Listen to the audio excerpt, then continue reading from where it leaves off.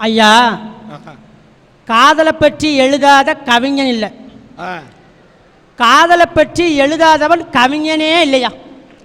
அதனால தான் எங்கே பார்த்தாலும் காதலாக இருக்குது, எகுன பார்த்தாலும் காதலாக இருக்குது. நான் மட்டும் என்ன விதிவிலக்கா? நான் ஒரு கிராமத்து பையன், எப்படியாவது படிக்கணும், வாழ்க்கையில் முன்னேறணும்னு சொல்லிவிட்டு இந்த டவுனில் வந்து சேர்ந்தேன். பஸ்ஸில் இப்படி ஏறினேன், மினி பஸ்ஸு தான். அப்படி ஏறி நின்றேன். முன்னால் வந்தால் ஒருத்தி தொட விறக்கி சட்டையை போட்டுக்கிட்டு சும்மா சிட்டு மாதிரி சலக்கு சலக்குன்னு சிலுக்கு மாதிரி வந்தான். நான் அவளை பார்க்க அவள் என்ன பார்க்க, நான் அவளை பார்க்க அவள் என்ன பார்க்க, அப்படியே ஒரு டச்சிங் ஆச்சு. கடைசியில் அவள் எங்கே தான் இறங்குவான்னு பார்த்தேன். எங்களுடைய காலேஜ் வாசல்லையே இறங்கினான். கடவுளே ரொம்ப சௌரியமாக போச்சுதான் நினச்சிக்கிட்டு சந்தோஷப்பட்டேன். அப்புறம்தான் தெரிஞ்சு அவள் தேர்ட் இயரு, நான் ஃபஸ்ட் இயர். உனக்கு அவ சீனியரு. காதலுக்கு கண் இல்லைம்பாங்க. ஆமா, எங்க காதலுக்கு வயசே இல்லையா. அவளுக்கு வயசு 21, எனக்கு வயசு 18. ஒரு நாள் காலேஜில் ஸ்காலர்ஷிப் கொடுத்தாங்க. அந்த ஸ்காலர்ஷிப்பை வாங்கிட்டு நம்ம ஆளை பார்க்கணுமே சொல்லிட்டு நான் அவளை தேடிக்கிட்டு திரியிறேன். அவன் என்னை பார்த்து ஒடியாந்தான். சுரேஷுன்னா என்னம்மான்னு, ஒரு சந்தோஷமான விஷயம்னா, நான் வந்து கம்ப்யூட்டர் கிளாஸ் சேர்ந்துருக்கேன் அப்படின்னு. ரொம்ப சந்தோஷமா, நான் ஒரு சந்தோஷமான விஷயம் வச்சுருக்கேன், என்ன தெரியுமான்னு கேட்டேன். சொல்லுங்கண்ணா, நான் ஸ்காலர்ஷிப் வாங்கின 3000 ரூபாயை கட்டி கம்ப்யூட்டர் கிளாஸு உங்களையே படிக்க வரணும்னு நினைக்கிறேன் அப்படின்னு சொன்னேன். அதுக்கு அவ சொன்னா, இல்லை இல்லை வேண்டாம், நான் ஒத்தியில் போயிட்டு வந்துக்கிறேன், எனக்கு ஒரு செல்லு மட்டும் உன் ஸ்காலர்ஷிப்பை வாங்கி கொடுத்துட்றான்னா. சரின்னு சொல்லி வாங்கி கொடுத்துட்டேன். ப்ரீபெய்டு கார்டு ஒன்று மறந்துடாமல் போட்டுரு அப்படின்னா அதையும் போட்டு கொடுத்துட்டேன்.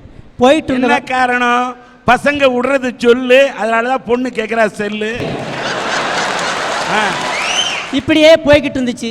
அவள் தேர்ட் இயர் முடித்து கேம்பஸ் இன்டர்வியூவில் பாஸ் பண்ணி வேலைக்கு போயிட்டான். நான் நினச்சேன் நம்ம சிட்டை பார்க்க போகணும். அவள் வேலைக்கு போயிருக்கான்னு சொல்லிட்டு பயகட்ட ஓசி பைக்கு வாங்கிட்டு அவளை தேடி ஓடுறேன். அவள் ஆஃபீஸில் வேலை பார்த்துக்கிட்டு இருக்கா. செக்யூரிட்டி வந்தேன். யோ நீ யாரையா புதுசாக தெரியுதேன்யா. யோ என் ஆள் உள்ளே இருக்காயா, சொன்னா நீ அரண்டு போவேன் அப்படின்னு.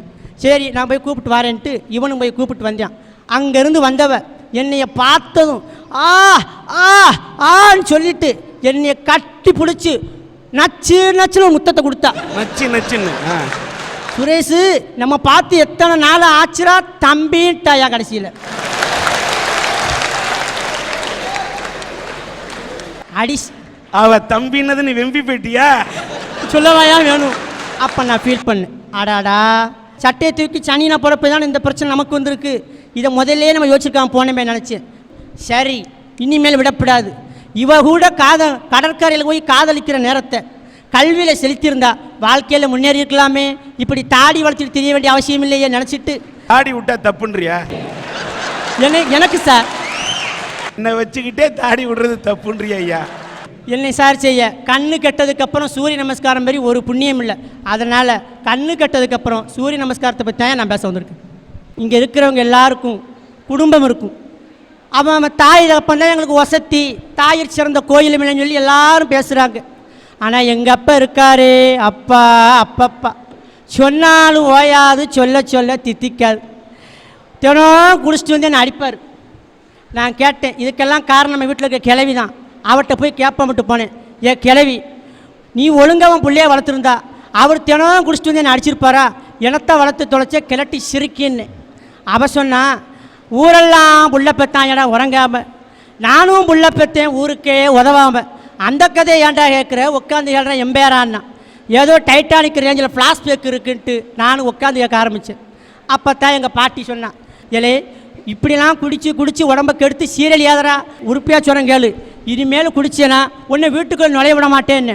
உடனே வந்தது உங்கள் அப்பனுக்கு கோவம். அடி என்ன நினச்சிட்டு கலட்டிச்சிருக்கு மேலேன்னு சொல்லிட்டு சண்டைக்கு என் கூட வந்தாண்டா. ஏலே உன்னை 10 மாதம் கஷ்டப்பட்டு செமந்தந்த வகுறா, இந்த பெத்த தாயை பார்த்து எப்படா உனக்கு அடிக்க மனசு வருதுன்னு கேட்டேன். அதுக்கு உங்கள் அப்பன் சொல்கிறான்டா, எனத்த பெரிய பெத்து கிழிச்சிட்ட, நீ ஒருத்தி தான் அதிசயமாக செமந்த மாதிரி சொல்கிற, உன் வகுத்துக்குள்ளே கிடந்தானே 10 மாதம் கஷ்டப்பட்ட எனக்குள்ளே தெரியும். ஒரே இருட்டு, ஒரு டியூப் லைட் போட்டியா, சரி அதுக்கு வழிகட்ட கழுத ஒரு 10 ரூபா குண்டு பருப்பு வாங்கி போட்டியா. போற போக்க பார்த்தா வயித்துக்குள்ள மெழுகுவர்த்தியை போட்டு ஏத்த சொல்வீங்க போல இருக்கே. நீங்க கோயிலுக்கு போயிருக்கீங்களா? போயிருக்கம்மா. அந்த கோயில் எதுக்கு முன்னாடி பொண்ணுங்களை சைட் அடிக்க தானே போயிருக்கீங்க. அந்த கோயிலுக்குள்ள கற்ப கிரகம்னு ஒண்ணு இருக்கு. அந்த கற்ப கிரகமே முதல்ல இருட்டா தான் இருக்கும். அது ஏன் இருட்டா இருக்குன்னா அதை பார்க்க வர்ற மக்களுக்கு வெளிச்சத்தை காமிக்கணுங்கிறதுனால தான் அந்த கற்ப கிரகமே முதல்ல இருட்டா இருக்கும். சபாஷ். இப்படியெல்லாம் கொடுமை எடுத்தன எங்கள் பாட்டியை கொடுமை எடுத்தன எங்கள் அப்பன் என்னை விட்டு வைப்பார் ஐயா. எங்கள் வீட்டில் 3 பேர். மூத்தண்ணன் இறந்து போயிட்டான். 2வது அக்காவை கட்டி கொடுத்தாச்சு. நான் மட்டும்தான் படித்தேன். 1லேருந்து 5ஆவது வரைக்கும் உள்ளூர் வாத்தியார் சப்போர்ட்டில் படிச்சுட்டேன். ஹைஸ்கூல் 6ஆப்பில் சேர்ந்தேன். எங்கள் அம்மாவும் எங்கள் அப்பாவும் என்னை படிக்கவே கூடாதுன்னு அடம் பிடிச்சாங்க. நான் படித்து தான் தீர்வே. நான் அழுது தெருவில் பிறண்டேன். ஊர்க்காரன் பூரா சொல்லி படிக்கிறேன்னு சொல்கிற உள்ளேயே படிக்க விடாமல் சரியில்லை படிக்க போடுங்கன்னாங்க. எப்படியோ கஷ்டப்பட்டு படித்தேன். கடைசியில் 10ஆப்பு வந்து சேர்ந்தேன். இனிமேல் இந்த தாப்பன்ட்டு இருந்து ஒரு காலம் முன்னேறிக்கிற முடியாது. நாட்டுக்கு சேவை செய்வோம் நந்தையா. நாட்டு நல பணித்திட்டத்தில் சேர்ந்தேன். ஊனமுற்றோர் மறுவாழ்வு மையத்துக்கு போனேன். அங்கே இருக்கக்கூடியவங்களுக்கு பூரா தன்னம்பிக்கை ஏற்படுத்தினேன். மகளிர் சுய உதவிக்குழுக்கு போனேன். அரசாங்கோட திட்டங்களை பற்றி எடுத்து சொன்னேன். ஒவ்வொரு கிராமத்துக்கும் போனேன். கிராமத்தில் இருக்கக்கூடிய மரங்கள் நட்டுங்க, விவசாயத்தை பெருக்குங்கன்னு சொல்லி விழிப்புணர்வு பிரச்சாரம் பண்ணேன். அது மட்டும் இல்லாமல் எய்ட்ஸால் பாதிக்கப்பட்ட நபர்களை போய் பார்த்தேன். ஒரு கிராமத்துக்கு போய் எம்மா எய்ட்ஸ் இப்படி பரவுது, நீங்கள் எல்லாம் கட்டுப்பாடோடு இருக்கணும் அப்படின்னு சொல்லிட்டு எனக்கே பிடிச்ச பாணியில் கிராமத்து மக்களுக்கு எப்படி புரிய வைக்கணுங்கிற தன்மையை நான் யோசித்து பார்த்தேன். அப்போ நான் ஒரு பாட்டு படிப்பேன் எப்பயும் போல். ரத்தத்தின் வழியாக பரவிடும் கிருமிதான் சுத்தமில்லா ஊசி முனையில் உட்கார்ந்திடும் கிருமிதான். ரத்தத்தின் வழியாக பரவிடும் கிருமிதான் சுத்தமில்லா ஊசி முனையில் உட்கார்ந்திடும் கிருமிதான். உடலுறவு மூலமா உரசிடும் கிருமிதான். உடலுறவு மூலமா உரசிடும் கிருமிதான். தாய் கருவறையில் 30% இருக்கும் அந்த கிருமிதான். HIV வந்ததையும் பாருங்க, எய்ட்ஸ் விரட்டிட எல்லோரும் பாருங்க. HIV-க்கும் வெள்ளை அணுவுக்கும் சண்டைங்க, இதில் HIV தான் ஜெயிக்குதுவார் உண்மைங்க. ஜெயிச்சதால வந்தது எய்ட்ஸுங்க, எய்ட்ஸை விரட்டிடணும் எல்லோரும் வாருங்க. சொல்லி படிச்சையா. போன வாரம் என்னுடைய இந்த சேவையெல்லாம் பார்த்து போன மாதம் நம்முடைய தமிழக அரசாங்கம் சிறந்த சமுதாய தொண்டை விருது கொடுத்தாங்க. எனக்கு சிறந்த சமுதாய தொண்டை விருது கொடுத்தாங்க. என்னையே ஒன்று சொல்கிறேன் இளைஞர்களே, எனக்கு கிடைச்ச தாய் தப்பனுக்கு மத்தியில் நான் இவ்வளவு சாதிச்சிருக்கேனே. உங்கள் அப்பா அம்மாருங்களாம் நல்ல அப்பா தான் இருக்கிறாங்க, உங்களை படிக்க வச்சுருக்காங்க. நீங்கள் படிக்கிற வயசில் போதைக்கு அடிமையாயிராதீங்க, பொண்ணுக்கு அடிமையாயிராதீங்க, பேராசைக்கு அடிமையாயிராதீங்க. சாதிக்க நினைங்க. எந்த தகப்பனாவது உங்கள் சாதிக்க வேண்டிய வயசில் தடங்களை வச்சானா அதெல்லாம் கவலைப்படாமல் தரணியில் தடம் பதிக்கிறது கடந்துடுங்க. இளைஞர்களே இளைஞர்களே, சாதிக்க வேண்டிய வயதில் சபலத்திற்கு அடிமையாகி விடாதீர்கள். கண்கட்ட பிறகு சூரிய நமஸ்காரம் என்னையா, நீ நினைச்சால் அந்த சூரியன் உன் காலடியில் கிடப்பான், மறந்துடாதீங்க. வாழ்த்துக்கள். 9வது படிக்கும் மாணவி யோகா போட்டியிலே இன்றைக்கு இளம் சாதனையாளராக உலக அளவிலே 2ஆம் பரிசு பெற்றிருக்கிறார் சிவசங்கரி. அந்த சிவசங்கரியை மேடைக்கு அழைக்கின்றேன். வாழ்க. ஒரு நிமிஷம். இந்த பெண்ணுக்கு, இந்த சிவசங்கரி உலக அளவில் 2வது பரிசு பெற்று சாதனை செய்திருக்கக்கூடிய இந்த பெண்ணுக்கு சன் டிவியினுடைய அரட்டை அரங்கத்தின் சார்பிலே இந்த பொன்னாடையை போத்துக்கின்றோம்.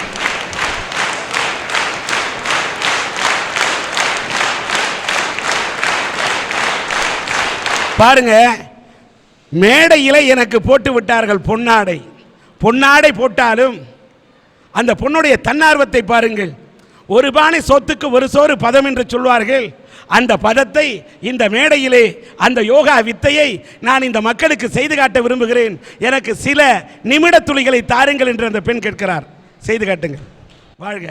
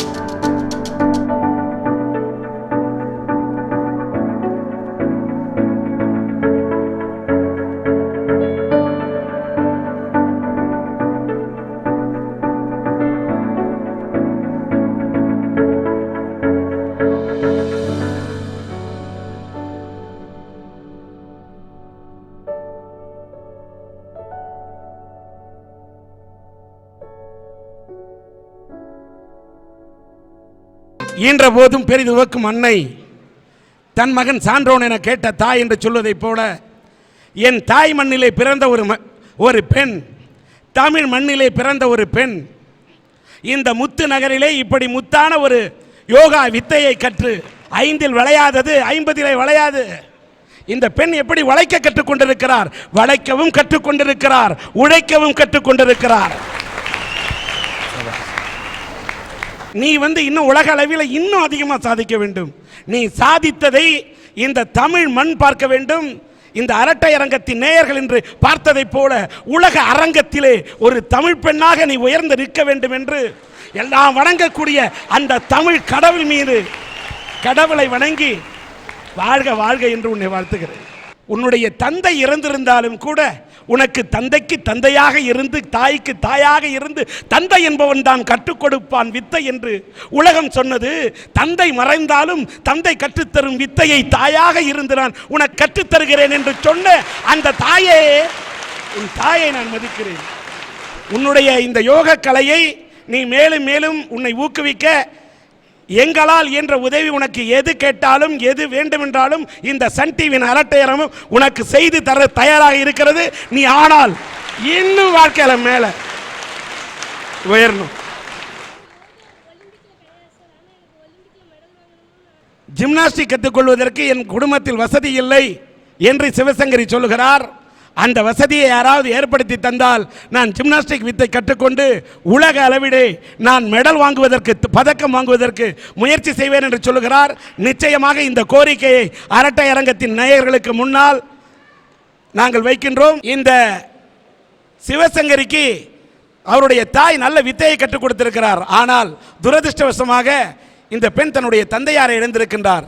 ஆனால் தந்தையாரை இழந்து தவிக்கக்கூடிய இந்த குடும்பத்துக்கு இந்த பெண் படிக்க வேண்டும் என்பதற்காக அபி எஜுகேஷனல் ட்ரஸ்டின் சார்பாக இவர் இந்த பெண்ணின் படிப்பு செலவுக்காக இவருடைய எஜுகேஷனல் ட்ரஸ்ட் அறக்கட்டளை உதவும் என்று தன்னுடைய மனதார அவர்களுடைய குடும்பத்துக்கு உதவிக்கரம் நீட்ட வந்திருக்கின்றார். கடந்த மாதம் பழனியிலே நடைபெற்ற அரட்டை அரங்கத்திலே ராம்குமார் என்ற ஒரு சிறிய பையன், சின்ன பையன் தன்னுடைய பெற்றெடுத்த தாய்க்காக, தன் கூட பிறந்த தங்கச்சிக்காக, தன் தங்கச்சிக்கு நாட்டியம் கற்று தரணும், அந்த பொண்ணுக்கு நல்ல ஆடை வாங்கி தர வேண்டும், தன் தாயின் கனவை நிறைவேற்ற வேண்டும் என்று அப்துல் கலாமை போன்று பத்திரிகையை போட்டு விற்று, செய்தித்தாளை போட்டு விற்று, தன் ஒரு பக்கம் உழைத்து கொண்டே படித்து வாழ்க்கையிலே முன்னேறுகிறான் என்று சொன்னவுடன் அவருடைய குடும்பத்துக்கு ஒரு கடை வைத்து கொடுக்க வேண்டும், ஒரு தொழில் செய்ய ஏற்பாடு செய்து தர வேண்டும் என்று சன் டிவியின் அரட்டை அரங்கம் சொன்னதற்கு ஏற்ப சன் டிவியினுடைய அரட்டை அரங்கத்தின் நேயர்கள் அந்த மேடையிலேயே அந்த மாணவனுக்கு நிதி கொடுத்தார்கள். அப்பொழுது அந்த மேடையிலே அன்றைக்கு வசூலான நிதி 9550 ரூபாய். இதைத் தொடர்ந்து சன் டிவியினுடைய அரட்டை அரங்கத்தை கண்டு யாருக்காவது கஷ்டம் என்று சொன்னால் ஓடோடி வந்து உடனே உதவிக்கரம் நீட்டும் குணம் கொண்ட லண்டன் சுதன் என்பவர் 15,000 ரூபாய் அந்த ராம்குமார் அவனுடைய குடும்பத்திற்காக, அவனுடைய வேலை வாய்ப்புக்காக கொடுத்திருக்கின்றார். சென்னையைச் சேர்ந்த ரவி என்பவர் 3000 ரூபாய் அளித்திருக்கின்றார். மொத்தம் 27,550 ரூபாயை அந்த பழனியை சார்ந்த ராம்குமாரின் குடும்பத்திற்கு சன் டிவி சொல்வதோடு மட்டுமல்லாமல் சன் டிவியின் அரட்டை அரங்கம் அதை செய்து காட்டும் என்ற அடிப்படையிலே அந்த பணத்துக்கு அவர்களுக்கு ஒரு கடை வைத்து கொடுத்து அவங்களுடைய வாழ்க்கையை உருவாக்கி தரும் என்பதை இங்கே தெரிவித்து